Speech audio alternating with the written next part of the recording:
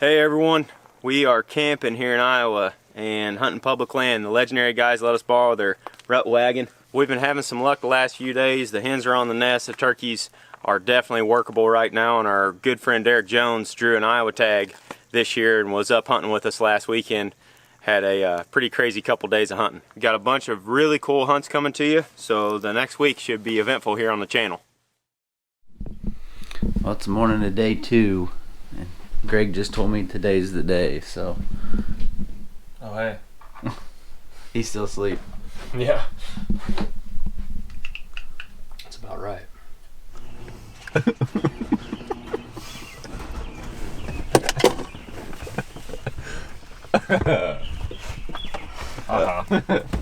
Dang it. Alright, now you can close the garage door. We got TP. Okay. Most important thing of the trip. I was hoping we wouldn't catch on so soon. I knew right away. Dang it. I mean, we can go another half damn.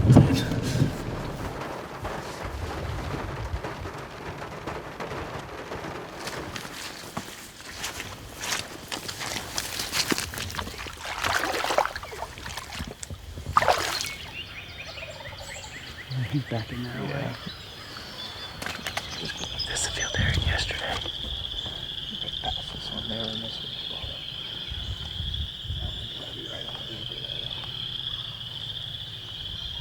Yeah, there's 2 back here. We're right in between them here. It's just right. I mean, I think we want to set up so we can switch pretty easily.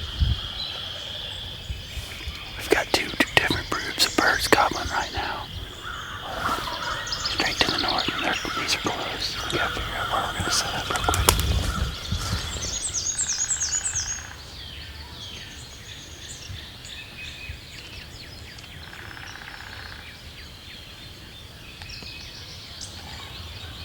Could be in the field, but we're done landing right above us. That's a woody. That's pretty sweet.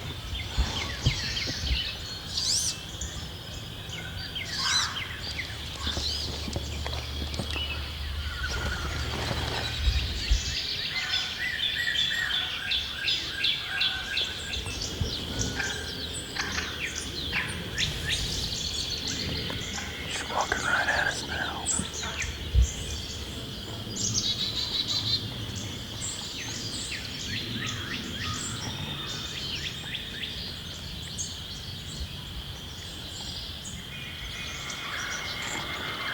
Well, you slipped in here. There's a series of backfields along this river bottom. Had multiple birds gobbling. Had a couple up here on the, just to the south of us. They had multiple birds up here to the north. Jake and Brody were in here yesterday and were on birds most of the afternoon. We just couldn't quite get it done, so we slipped in here, and once the birds hit the ground, they kind of shut up for a little while, but they're starting to gobble a little bit right now. Hopefully eventually something works into these fields or gets in a position where we can move on them.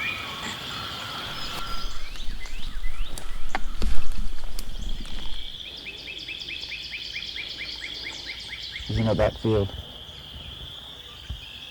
Working right. I see him. I think we can get decoys right on this lane here, because there's no more. You belly crawl. I guarantee you. There's nothing he wants that way. It's all just thick, wet timber. So.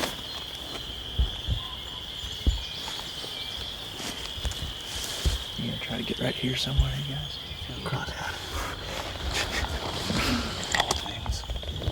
Put it in my pocket for good luck. Working. He's way over here. Working right. Just right here. Where do you want to get? Yeah, right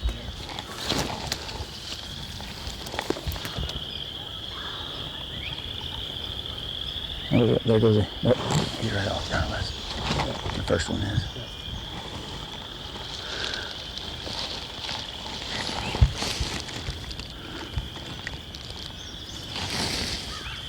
It's crawled up to this little berm with these trees.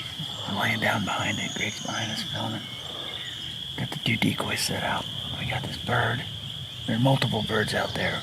One strutter for sure, and maybe a couple hens with him, but that's the field that Jake and Brody were in most of the afternoon yesterday chasing them, so we got a good enough hide, and they've come in and down this little road and come check these decoys out.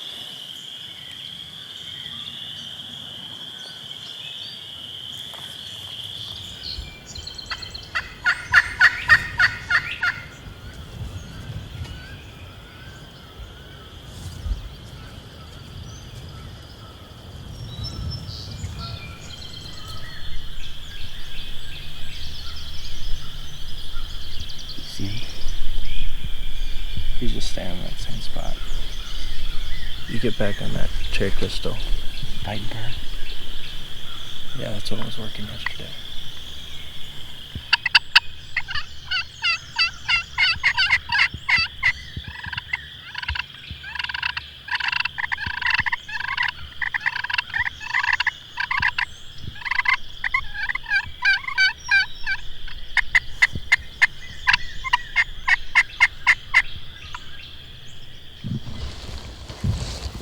There he is. He's coming through. He's coming. He's coming.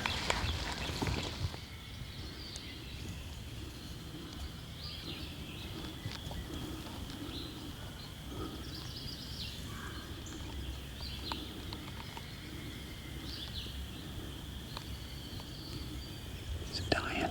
Huh. Is it dying? It died. Here it comes. Keep running. No, but it's getting closer.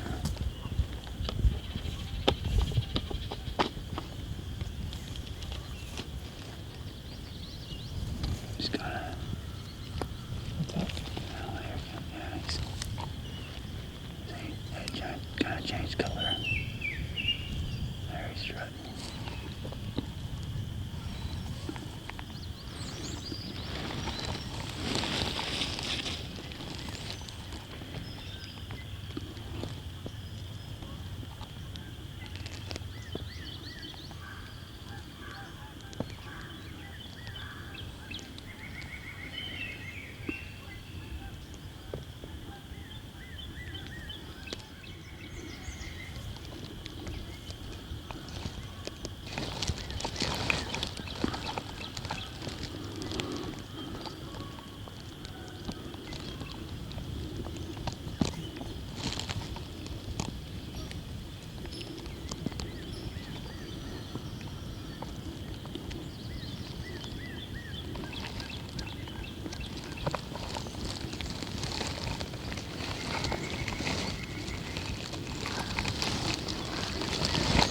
Ready?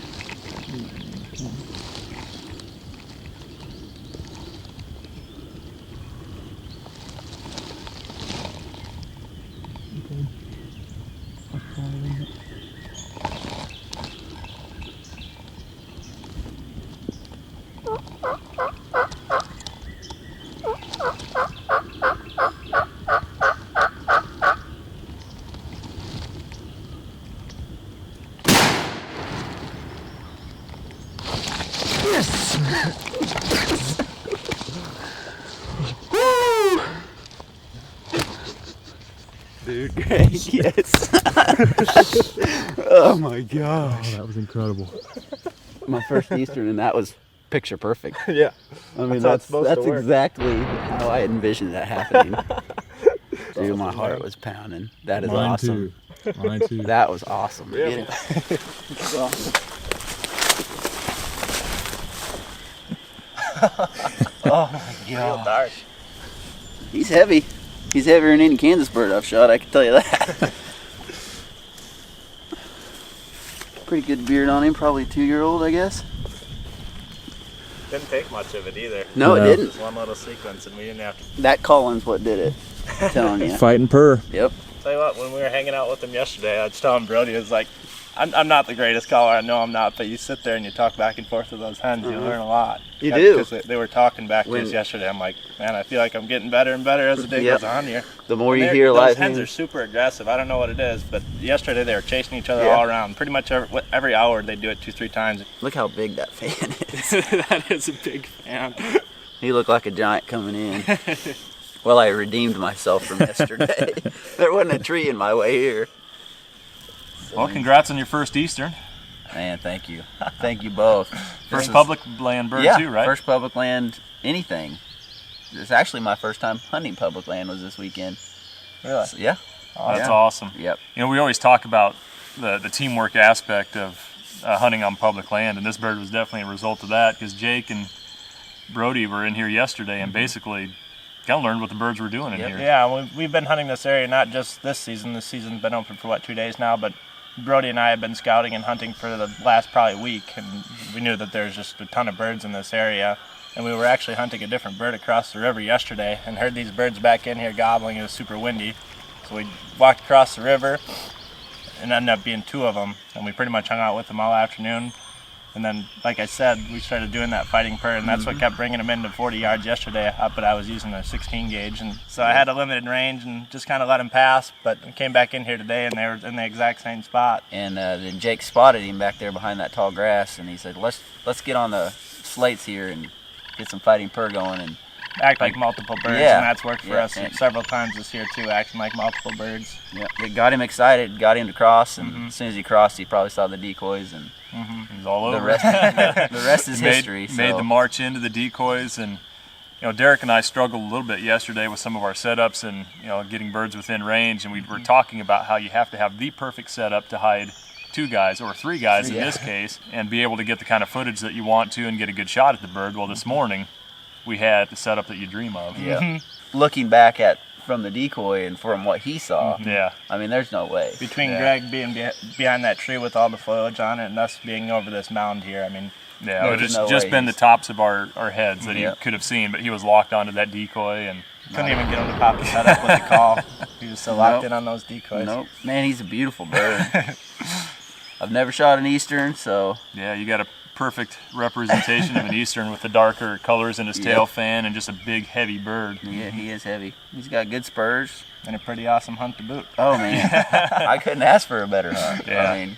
Well, when we realized those birds were hanging out in that same spot they were yesterday, we got down in this creek and snuck right up it. We were sitting down in this ditch, and Derik spotted them out on the field over there. And they couldn't see us because we were down in that ditch, and we were just kind of hemming and hawing about where we wanted to set up. So we just crawled right up behind this mound here. And Greg got himself tucked into that tree with all the foliage on it. I don't know what kind of tree that is, but it's got a bunch of green leaves. And he's got that tarp that he puts around the tripod, and I look back at him, he's got that leafy suit on. He disappeared. You couldn't even see him, and all the bird would have been able to see of us is the tops of our hats and the gun barrel. Yeah, Derik was on the right side of the tree there, and I was just kind of filming right through this opening here. Had a bunch of foliage in front of us too, and you had a pretty clear shot with your gun barrel through the... Oh yeah, I mean, I was just laid up right like that. I mean, my gun was just laying on the ground. You didn't have a clue in the world. Nope. But we always try to get ourselves as well hidden as possible. It's tough. There's always at least 2 guys hunting with us. Sometimes 3 or 4. There's 4 in Nebraska, and it's pretty important to really tune in your setups. Here we had decoys out to take the attention off of us, which is nice, but a lot of times we're running without decoys. Birds come in looking for you, so you got to be real well hidden. When we walked out there and looked back, we were like, yeah, there's no way. We haven't had one come in like that this year and just not have a clue in the world that... Well, I'm glad I got to experience it. I am too. We had front row seats, Greg and I too, so that was awesome. Man. It was an awesome hunt. I don't know. I mean, it's not an exact science, really, when you're dealing with feathers, but... What do we got? Somewhere between 47 and 48. Good enough. 47 and a half. Yep. And that's Is that what Jake called? Yep. So what does that mean? I guess you win.